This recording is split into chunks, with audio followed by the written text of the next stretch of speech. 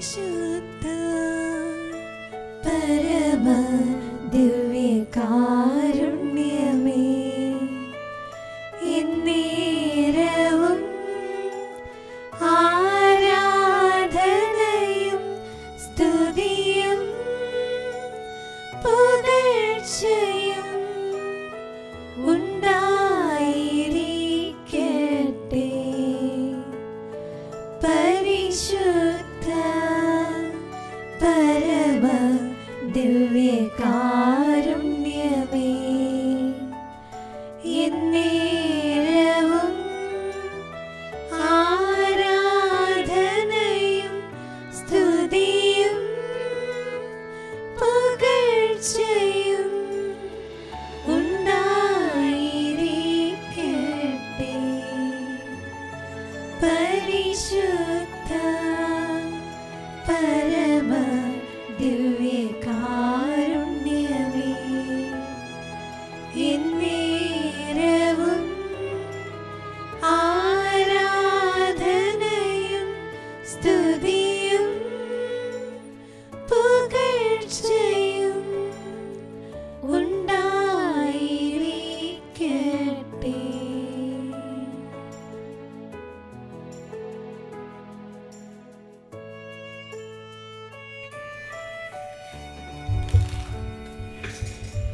ഈശോയെ ആരാധന, ഈശോയെ സ്തുതി, ഈശോയെ നന്ദി. ഓ പരമകാരുണ്യവാനായ ഈശോയെ, അങ്ങയുടെ സജീവ സാന്നിധ്യം ഞാൻ അനുഭവിച്ചറിയുന്നു.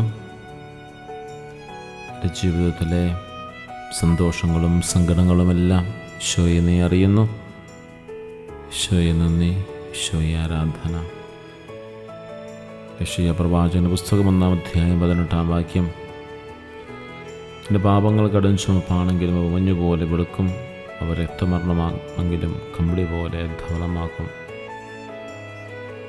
3 ചിന്തകളാണ് ഈ ആരാധനയോട് ചേർത്ത് വെച്ചുകൊണ്ട് ഈ വചനഭാഗത്ത് നമ്മൾ സ്വീകരിക്കുക.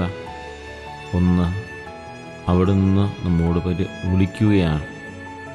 ദൈവം നമ്മെ വിളിക്കുകയാണ്, വരുവിൻ നമുക്ക് രമ്യപ്പെടാം. ദൈവം നമ്മെ ക്ഷണിക്കുന്നത് കുറ്റപ്പെടുത്താനല്ല, മറിച്ച് നമ്മുടെ ഹൃദയങ്ങളെ കഴുകി വിശുദ്ധീകരിക്കാനാണ്, ശുദ്ധീകരിക്കാൻ. വരുവിൻ നമുക്ക് രമ്യപ്പെടാം എന്നുള്ളതാണ്. പലപ്പോഴും സഹോദരങ്ങൾ തമ്മിൽ മറ്റു വിധത്തിലൊക്കെ വഴക്കുകളുണ്ടാക്കി വീണ്ടും ഫോൺ വിളിക്കുന്നതും കണ്ടുമുട്ടുമ്പോഴൊക്കെ പലപ്പോഴും ചിന്തയെന്ന് പറയുന്നത് ഈ രമ്യപ്പെടലിൻ്റെ ഒരു രീതിയിലല്ല. വീണ്ടും ഫോൺ വിളിക്കുമ്പോൾ വഴക്ക്, വീണ്ടും കണ്ടുമുട്ടുമ്പോൾ വഴക്ക്. പക്ഷേ ഇവിടെ ദൈവം വിളിക്കുന്നത് വരുവിൻ നമുക്ക് രമ്യതപ്പെടാമെന്ന് പറഞ്ഞുകൊണ്ടാണ്. ഇത് മാറ്റമില്ലാത്തൊരു സ്നേഹമാണ്. നമ്മുടെ പാപങ്ങൾ എത്ര വലുതായാലും ദൈവത്തിൻ്റെ കാരുണ്യം അതിനേക്കാൾ എത്രയോ മടങ്ങ് വലുതാണ് എന്ന് നമ്മെ ഓർമ്മിപ്പിക്കും.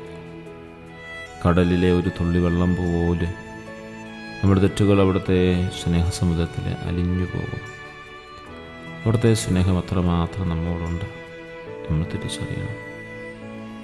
മനുഷ്യന് നമ്മൾ കൊടുക്കുന്ന സ്നേഹം തിരിച്ചറിയാൻ സാധിക്കാതെ, അല്ലെങ്കിൽ മനുഷ്യർ നമുക്ക് നൽകുന്ന സ്നേഹം തിരിച്ചറിയാൻ സാധിക്കാതെ നമ്മൾ പലപ്പോഴും ജീവിക്കാറുണ്ട്.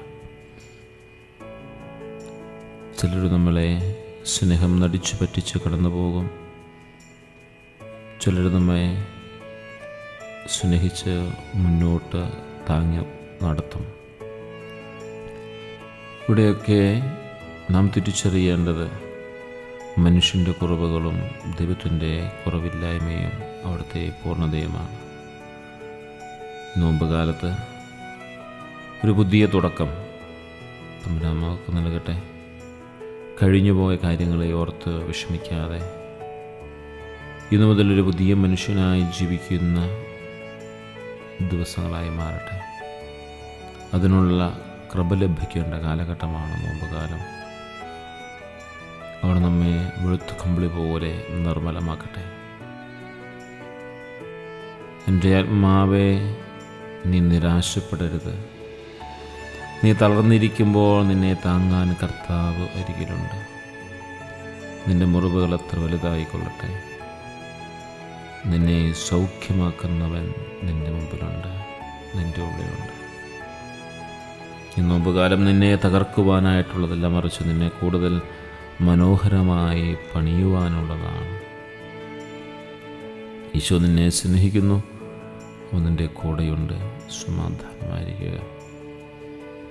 പ്രിയ സഹോദരങ്ങളെ, ഈ നോമ്പുകാലത്ത് നമ്മുടെ ജീവിതം പരിപൂർണമായ ദൈവത്തിൻ്റെ കരങ്ങളിൽ സമർപ്പിക്കാം.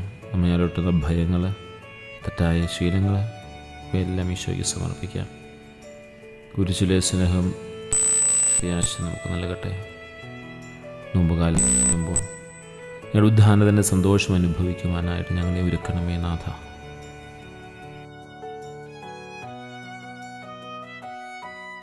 പരിശുദ്ധ പരമ ദിവ്യകാരുണ്യമേ,